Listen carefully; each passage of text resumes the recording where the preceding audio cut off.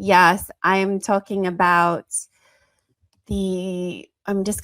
what the process of building energy sovereignty actually would look like. And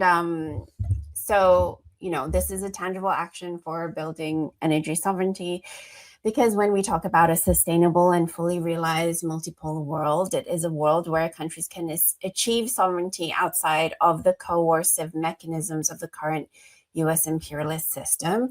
In other words, a true sovereign country, as we've already talked about today, requires digital sovereignty, financial sovereignty, military sovereignty, and energy sovereignty.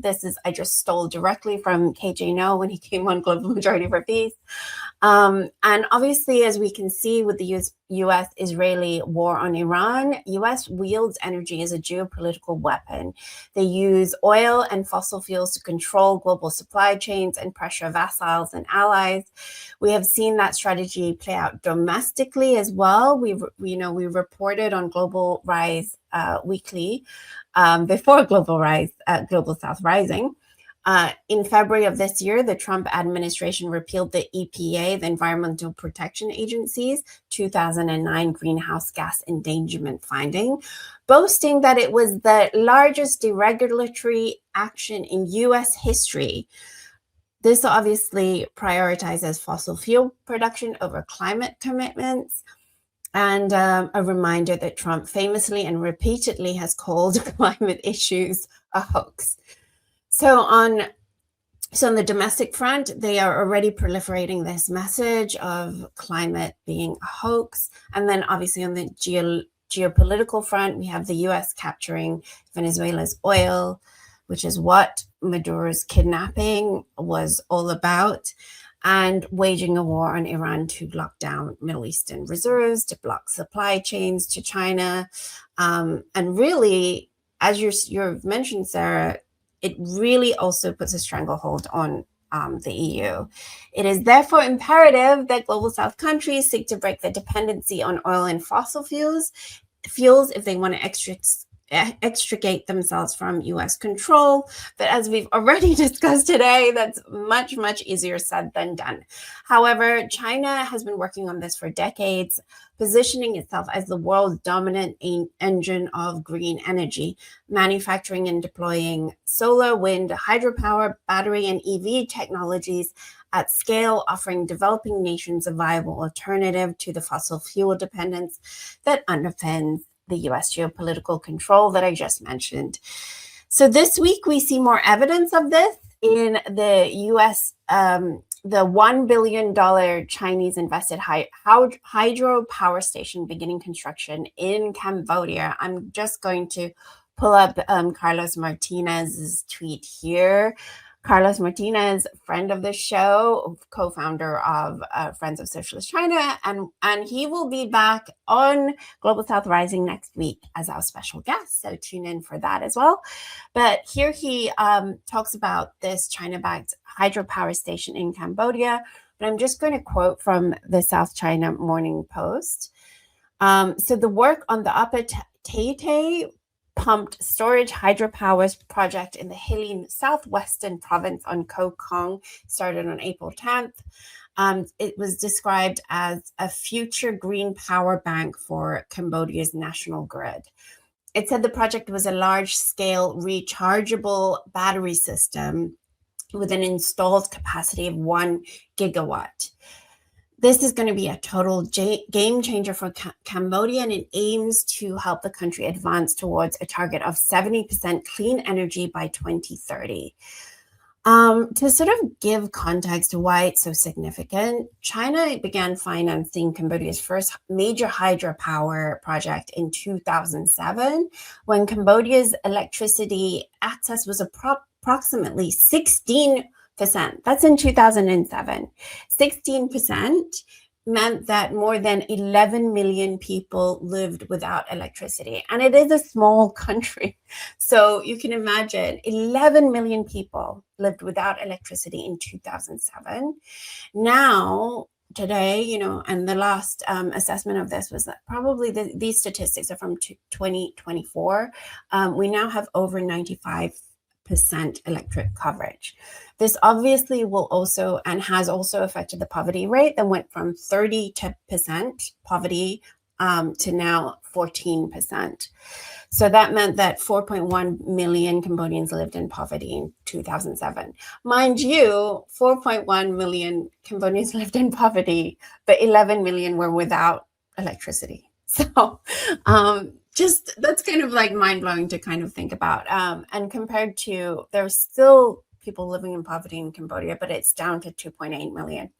So, you know, obviously with electricity, the access of electricity, it really does help. And how does it help? Well, you know, by expanding the national grid to over 99% of villages have access to electricity by late 2024. This slash electricity costs because of Chinese-backed projects, which, you know, directly increases households' disposable income, enables small businesses, extends working hours, and improves access to education and healthcare. Obviously, lower energy costs also help, you know, coincide with rising household earnings, and it allows millions of Cambodians to escape poverty. So this is just like a very clear, tangible way in which obviously this helps. I don't think I really had to explain that, but it's like sometimes important just to put those details in. And so we can see how that can help with poverty levels, you know, in the South China Sea, in Southeast Asia, and in the global South generally. We can look also at hydropower plants in that region.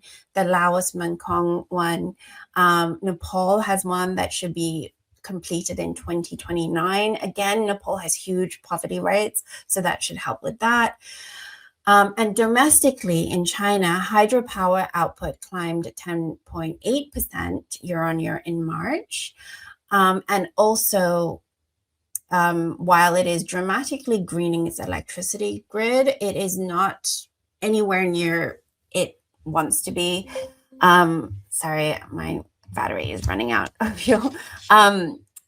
With non-fossil fuel sources projected to reach approximately 75 to 80% of total generation by 2035, up from roughly 34% in 2023. And I think right now the latest estimates are around 50%. So they still have a lot to go. Wind and solar alone are expected to account for nearly half of that mix, while what the hydropower plants do is that they provide the stable backbone needed because of the battery situation. So China has the biggest hydropower plant project in the $165 billion Yarlung Sangpao mega dam in Tibet, expected online by 2035. And that will generate an estimated 300 billion kilowatts annually.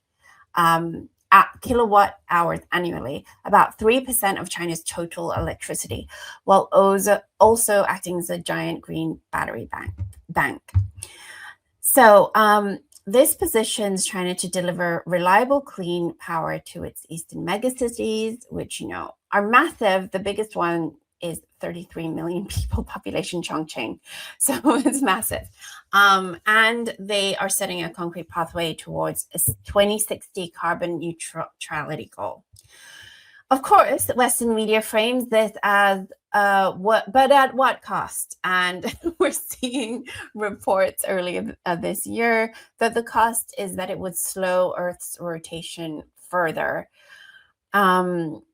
One of the research papers examining the influence of large-scale hydroelectric projects on Earth's rotation, polarity shifts, and magnetic reversals claims that the large amounts of water mean alteration of the Earth's moment of inertia, causing its slowing.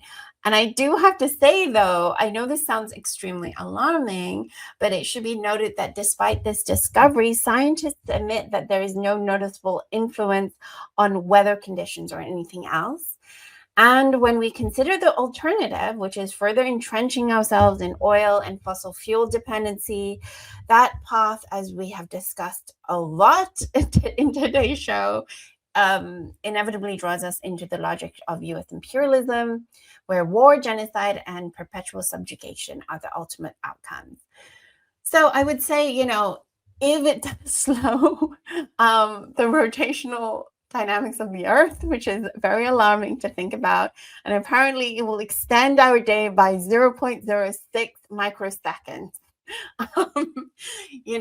I still think that the alternative that we have, which is to not build green alternatives, far more dangerous than any risk associated with the dam itself.